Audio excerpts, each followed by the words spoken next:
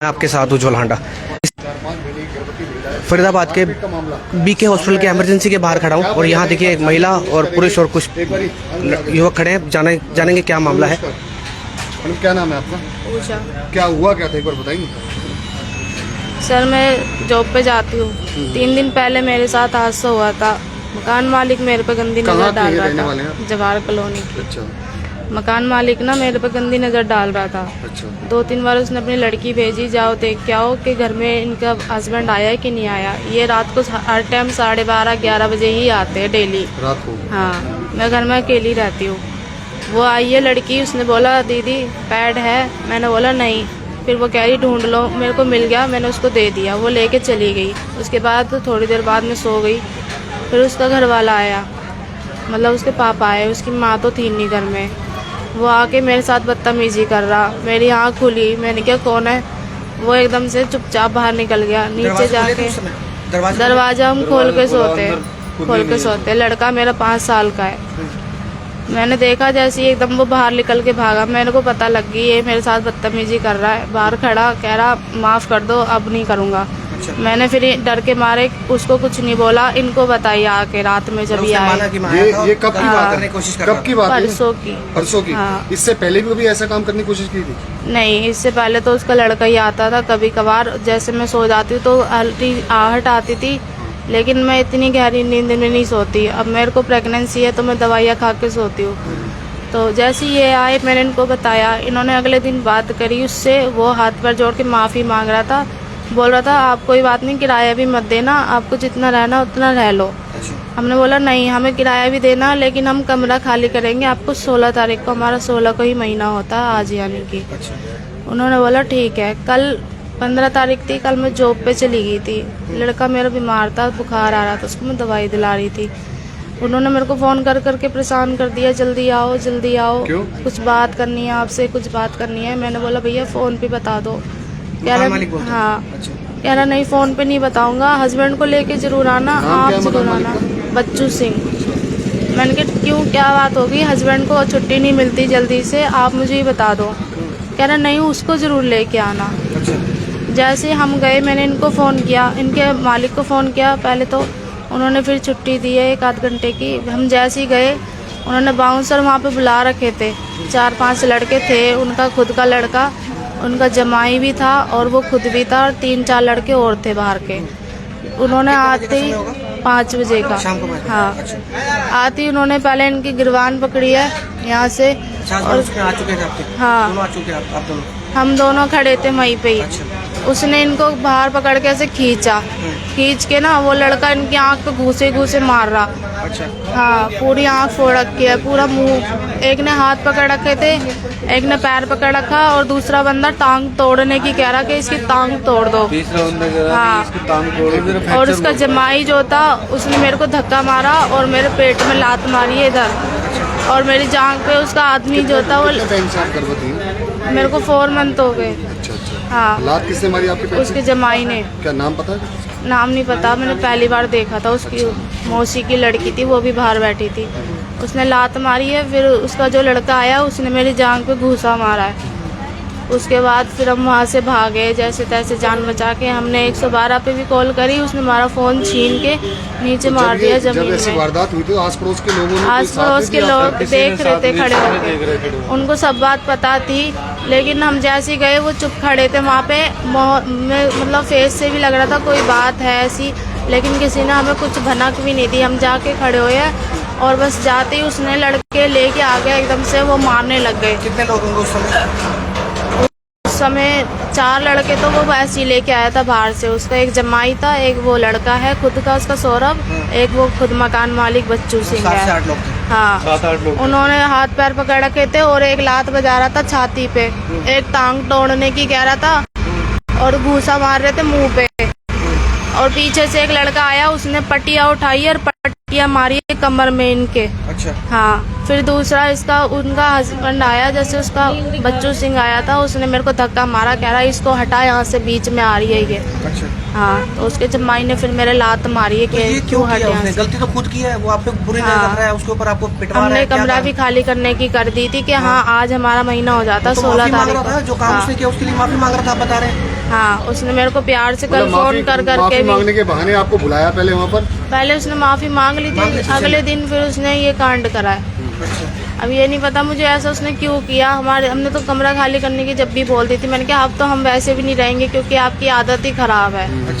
उसने बोला कोई बात नहीं, बात संभाल लेंगे यहीं पे। अब रात फिर उसने फ़ोन करा मुझे, कल सुबह ही फ़ोन कर रहा था, 5 बज गए मेरे को।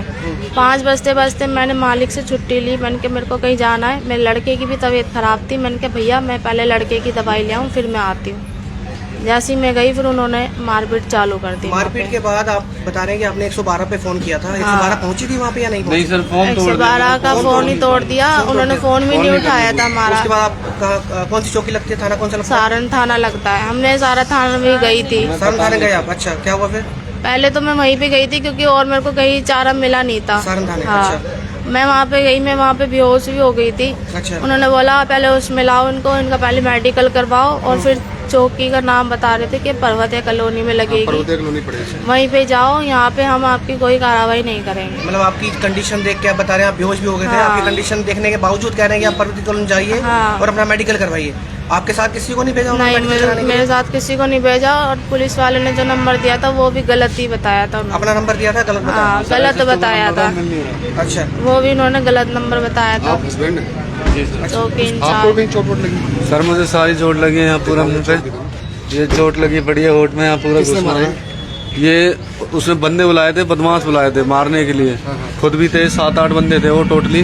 3 बंदे तो उसके घर के ही थे, 4-5 बंदे बाउंसर बुला रखे थे उसने। और उनके पास ना हथियार भी थे, लेकिन वो हथियार चलाया नहीं। लात घूसन से इतनी मार पड़ी है मेरे में, बहुत ज्यादा पत्थरों से। आप उनके बच्चों से यहाँ पर किराए पर रहते थे? जी सर। तो किराए का कोई लेन देन का कोई किराए का कोई मैटर नहीं था सर। किराया हमारा खाली इतना हो जाता था कि 1-2 दिन आगे, 3 दिन 4 दिन आगे पीछे हो जाता था। उसकी वजह से वो हमसे थोड़ा सा बदतमीजी से पेश आ जाता था। बच्चों को भेज देता था, किराया लेके आओ, ये किराया नहीं देते, कमरा खाली करा देंगे, ये वो, ये धमकी देता था। फिर हमने सोचा कि चल ठीक है, कमरा ही खाली कर देते हैं। फिर उसके बाद में घरवाली से बदतमीजी करी है उसने। अब की बार जब हमने बोला था कि कमरा खाली कर देंगे, कोई बात नहीं आपसे, तो ऐसा क्यों कर रहे हो आपने ऐसा क्यों किया? तो कह रहा कोई बात नहीं भैया, गलती हो गई, माफ़ कर दो, आगे से कभी नहीं होगा। आप जितने ही साल रहना चाहो, जितने महीने रहना चाहो, आप रह सकते हो। मतलब ये जो घटना को अंजाम दिया है, इसमें किराया को लेट होने का कोई मामला नहीं है, लेकिन जो उन्होंने आपकी पत्नी पर हाँ गलत जी, नजर डाली, जी, जी। उसी को अपने गुनाह को छुपाने के लिए। बिल्कुल सर, बिल्कुल। हाँ। अच्छा, तो फिर उसके बाद आप जब पुलिस चौकी से यहाँ पहुँचे, पुलिस चौकी गए थे उसके जी, बाद? पहले पुलिस चौकी गए थे, सारण थाने गए थे। हाँ, सारण थाने गए थे। सारण थाने के बाद यहाँ आए हम। अच्छा। क्योंकि हमें पता नहीं कहाँ लगती है, कौन सी जगह है, हमें नहीं पता। हम यहाँ पे इतना घूमते फिरते नहीं है सर। हमारी तो ड्यूटी ऐसी है 10, 10:30 से और कोई 11-12 बजे छुट्टी होती है। अच्छा। ये टाटा स्टील में जॉब करता हूँ। तो यहाँ पहुँचने के बाद इलाज मिला आपको? सर मेरे को खाली एक इंजेक्शन लगाया। मैंने उनसे बोला मेरा मेडिकल करो, तो इन्होंने बोला है कि पहले पुलिस को बुलाओ, पुलिस कार्रवाई करेगी, उसके बाद मेडिकल होगा। यहाँ पहुँच के आपने 112 पे कॉल नहीं किया? यहाँ मेरे पास फ़ोन नहीं था उस टाइम पे, फ़ोन स्विच ऑफ हो गया। मेरा फ़ोन टूट गया, इनका स्विच ऑफ हो गया। तो आपकी वाइफ गर्भवती है, जो पेट में बच्चा है वो सही है? जी सर, वो तो अभी सही है। हाँ, चेक कराया था। अच्छा। हाँ, अल्ट्रासाउंड कराया नहीं, बाकी उन्होंने डॉक्टर ने अल्ट्रासाउंड के बाद पता चलेगा? बिना अल्ट्रासाउंड के कैसे पता चल जाएगा? सर वो कह रहे हैं सही है, धड़कन आ रही है, पता नहीं कैसे। अच्छा, वो धड़कन वाली मशीन होती है। हाँ, बाकी अल्ट्रासाउंड कुछ नहीं कराया।